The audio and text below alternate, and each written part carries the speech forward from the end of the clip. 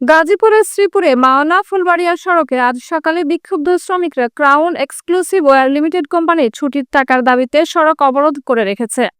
গাজীপুর থেকে HM হৃদয় খানের তথ্য ও চিত্রে থাকছে বিস্তারিত।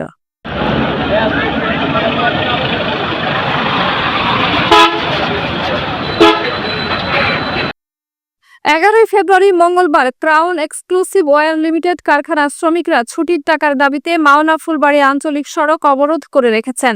তারা দীর্ঘ সময় ধরে অবস্থান কর্মসূচি চালিয়ে যাচ্ছেন, যার ফলে ওই সড়কে যানবাহন চলাচলে ব্যাপক প্রতিবন্ধকতার সৃষ্টি হয়েছে। শ্রমিকদের অভিযোগ, কোম্পানি কর্তৃপক্ষ দীর্ঘ সময় ধরে তাদের ছুটির টাকা পরিশোধ করছে না।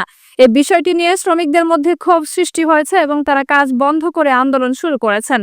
তাদের দাবি, অবিলম্বে তাদের পাওনা পরিশোধ করা হোক এবং তাদের ন্যায্য অধিকার দেওয়া হোক।